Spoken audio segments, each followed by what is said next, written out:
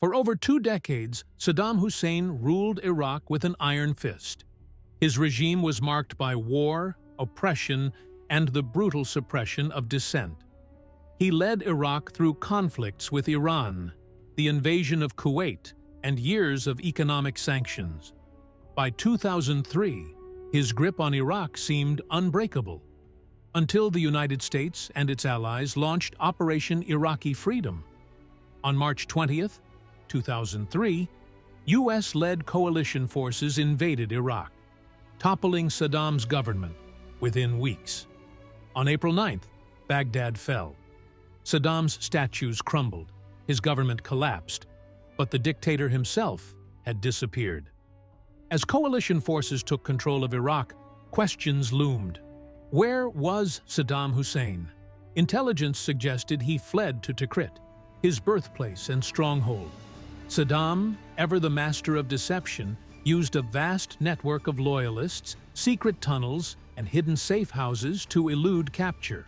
For months, Saddam became the world's most wanted man.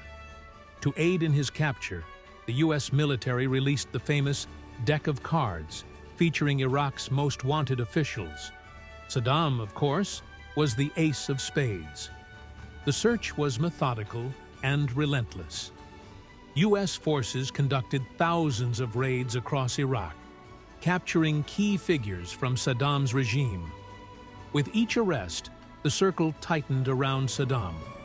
One by one, his closest advisors and family members were caught, providing small but crucial details. However, Saddam's location remained a mystery. The lack of solid leads frustrated military commanders, but the hunt pressed on. Interrogations became key. Detainees hinted at Saddam moving between remote villages and concealed bunkers. Intelligence suggested that Saddam relied heavily on bodyguards from his inner circle. By mid-2003, the U.S. narrowed its search to the Tikrit region, focusing on villages like Ad-Dar, where Saddam's tribal connections ran deepest. In early December 2003, a breakthrough came. A bodyguard, captured during a raid, revealed information about Saddam's safe houses and routines.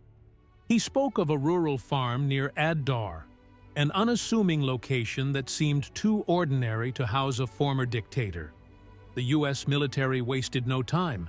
2 potential hideouts were identified and codenamed Wolverine 1 and Wolverine 2.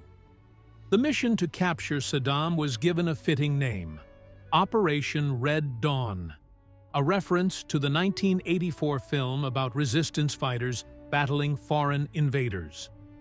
On December 13, 2003, Operation Red Dawn was set in motion. The 4th Infantry Division, supported by Special Forces from Task Force 121, moved under the cover of night. Their target: the farmhouses at Wolverine 1 and 2. At Wolverine 1, the search yielded nothing but empty rooms.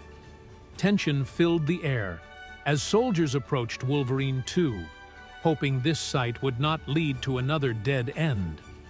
Among the farm's trees and underbrush, they noticed something: a small patch of disturbed earth and bricks.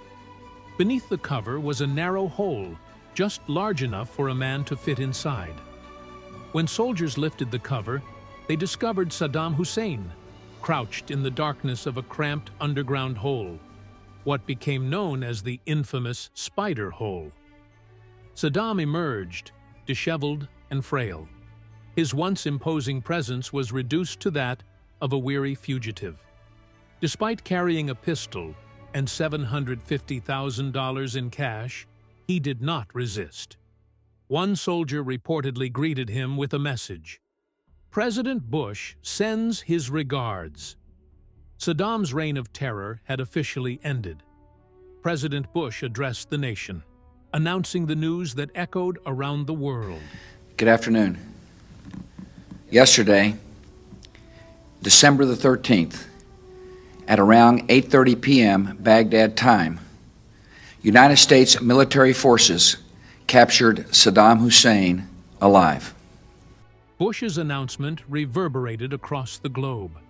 In Iraq, celebrations erupted as citizens cheered the downfall of the man who had oppressed them for decades. Saddam's capture was not just a military success, it was a symbolic victory for the Iraqi people and the coalition forces. After his capture, Saddam was subjected to medical checks and interrogations. His identity was confirmed through DNA tests. Despite the fall of Saddam, Iraq's path to stability remained fraught with challenges. The insurgency continued, and sectarian violence deepened. In 2005, Saddam stood trial for crimes against humanity, facing charges related to mass executions, torture, and the use of chemical weapons. In December 2006, Saddam Hussein was executed by hanging, bringing a definitive end to his chapter in history. Saddam Hussein's capture marked a significant turning point in the Iraq War. It symbolized the fall of one of the world's most notorious dictators. But the scars of his rule and the instability left in his wake would shape Iraq's future for years to come. December 13, 2003, the day Saddam Hussein was pulled from a hole in the ground, remains a defining moment in modern history.